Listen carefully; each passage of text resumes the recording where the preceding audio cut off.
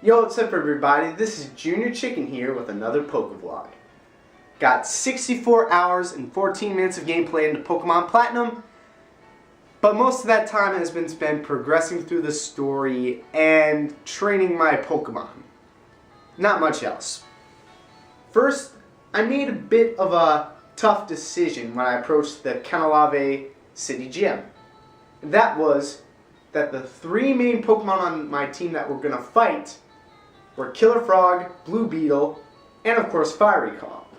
This was because Champion, as Machoke, needed to be traded in order to get Machamp, but I'm still not sure how to trade through Wi-Fi connections, so he has to sit on the sidelines for a while. Also, Getzloff, although he's an awesome Pokemon, right now he has not learned any fighting moves. And I want to save my TMs for later. So Getzloff also took a bit of a break.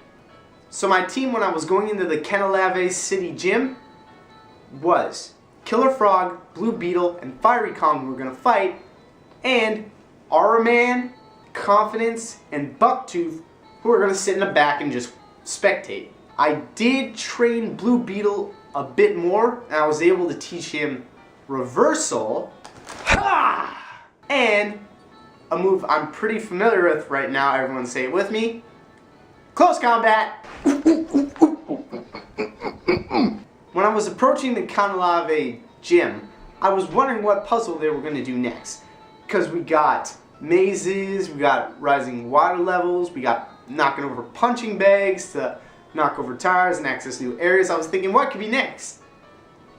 And Galactic City's gym was the coolest yet. They had these lifts that went upwards and side to side, so you could go to different floors and different sections of floors, and it was kind of a maze trying to find where Byron was.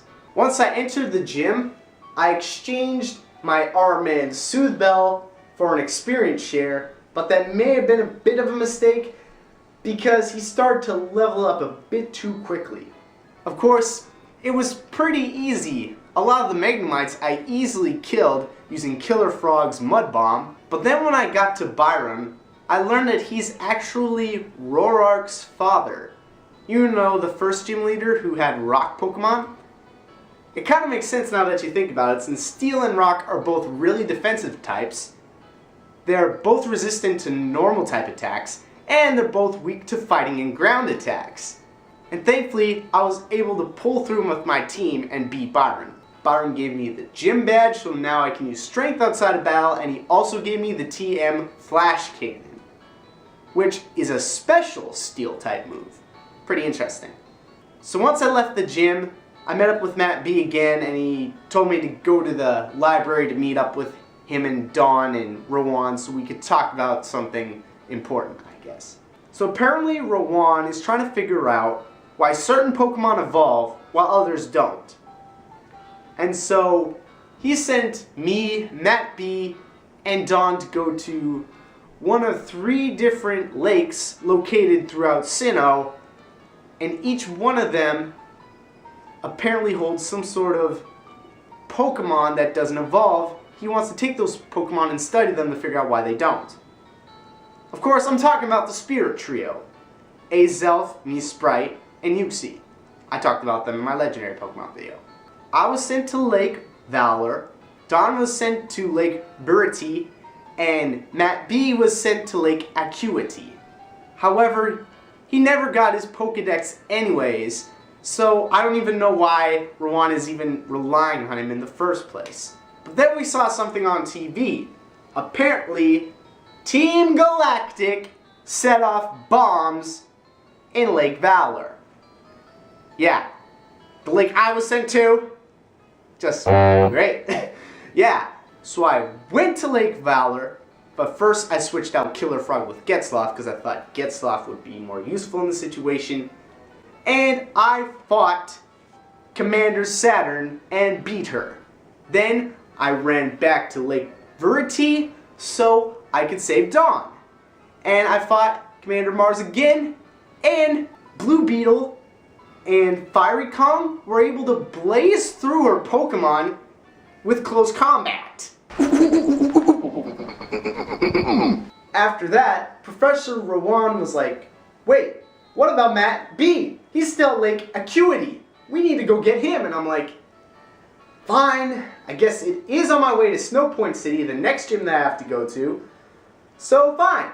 I also felt that I need to adopt another HM slave, because Bucktooth is running out of slots. She's already got 3 HMs under her belt, and I didn't think I wanted to add another one. And Confidence, well, he's got 2. And I want to keep his moveset since he's still a pretty good Pokemon. I don't want to turn him into a total HM slave. So I decided to get the Onix that I caught before and make it an HM slave. But still putting it to good use because rock types do beat ice. So I trained him for a bit too. I gave him the HM strength this time. Using strength, I was able to get through Mount Coronet and make it on my way to the routes that led to Snow Point City. And way up north, man, it's cold. You can't even use your bike to go through the snow. So I had to go on foot, and sometimes it would be crazy because there'd be these open fields of snow and you wouldn't know for sure where you were going. Of course, I fought trainers along the way and beat them. I also ran into wild Pokemon like Snovers. But I didn't catch any of them because I kind of killed them too fast. When your team's that powerful, it's kind of a side effect. So I just get to Snow Point City and I find out that Matt B is okay. He's not in trouble at all. So I'm like, whatever, I can wait for that. I'm going to train some new Pokemon to go up against Candice, who is the Snow Point City gym leader. So I changed up my team to have 4 specific Pokemon to train for the Snow Point City gym, and the other 2 slots would of course be Bucktooth and Confidence, who would just spectate from the back. I had Fiery Kong, my starter who's already a fire type, R-Man, who I'm currently training and still will train because he's awesome, he's a fighting type, Onix, who is a rock type, but is also ground type, so that might not be such a good idea, plus he's an HM slave, so you get the point, it's not the best choice. And Compass.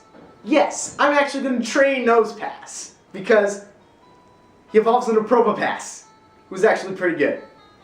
So right away I went to Mount Coronet and leveled up my Compass so it could evolve into the Probopass.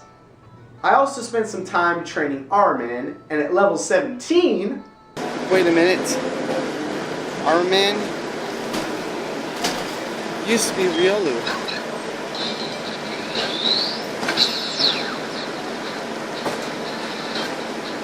Yeah. Now you're a Lucario.